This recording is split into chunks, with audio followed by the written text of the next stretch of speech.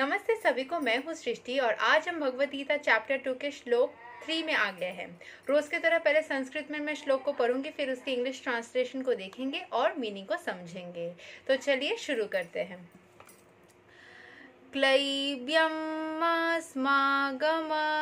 पार्था नैतत् त्वयि उपापद्यैते शूद्रं हृदया दौर्बल्यं त्याक्तवोत्तिष्ठ परन्तपा. O son of Pritha, do not yield to this degrading impotence. It does not become you. Give up such petty weakness of heart and arise, O chastiser of the enemy. ठीक है, तो इसका meaning समझते हैं. Arjun was addressed as a son of Pritha. ठीक है, यहाँ पे कृष्ण भगवान ही शुरू से ही बात कर रहे हैं ना. कृष्ण भगवान अर्जुन को बता रहे हैं सन ऑफ पृथा उनको बोला जा रहा है. Who happen to be sister of Krishna's father Vasudev. Vasudev के जो बहन थी पृथा, उनके पुत्र थे Arjun. Therefore, Arjun had a blood relationship with Krishna.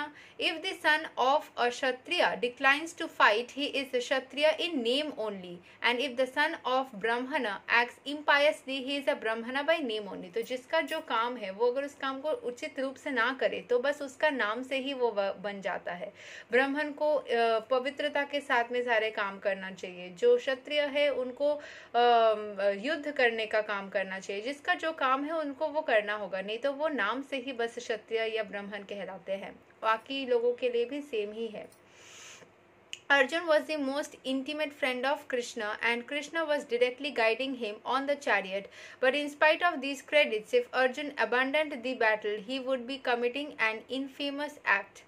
Arjun को युद्ध के क्षेत्र में, बैटल फील्ड में पूरे तरीके से ही गाइडेंस मिल रहा था कृष्ण भगवान से. And if Arjun abandon the battle field, अगर अर्जुन युद्ध क्षेत्र को छोड़ के चले जाते हैं, he would be committing an infamous act. वो बहुत ही गलत काम होगा, क्योंकि कृष्ण भगवान उसको वो युद्ध स्थल में खड़े होके गाइड कर रहे हैं, तो उनके लिए भी वो अपमान हो जाएगा. Therefore, Krishna said that such an attitude in Arjun did not fit his personality. जो personality अर्जुन का था, जो जिसके बारे में सब जानते थे कि अर्जुन कैसा है, उसको ये personality सूट नहीं कर रहा था. Arjun might argue that he would give up the battle on the grounds of his magnanimous attitude for the most respectable Bhishma and his relatives, but Krishna considered that sort of magnanimity mere weakness of heart. Arjun बोल सकता है कि वो अपने महानता को दिखाने के लिए, अपने भीष्म और बाकी रिलेटिव्स के प्रति महानता दिखाने के लिए, उदारता दिखाने के लिए, उनके प्रति दया दिखाने के लिए वो युद्ध छोड़ना चाह रहा था. लेकिन कृष्ण भगवान के हिसाब से वो दया बहुत ही कमजोरी का प्रमाण था. वो दया नहीं था, वो कमजोरी था. एक क्षत्रिय होने के नाते युद्ध स्थल में आके तुम युद्ध को छोड़ के जा रहे हो, पहले सोचना चाहिए था. युद्ध में के स्थल में आ चुके हो तो लड़ना तो पड़ेगा ही. उसको छोड़ के जा रहे हो मतलब वो गलत काम है, वो एकदम दुर्बलता का प्रमाण है. Such false magnanimity was not approved by any authority. ऐसा दुर्बलता, ऐसा महानता जो वो महानता कंसिडर कर रहा था, वो महानता के रूप से कभी भी एक्सेप्टेड हो ही नहीं सकती.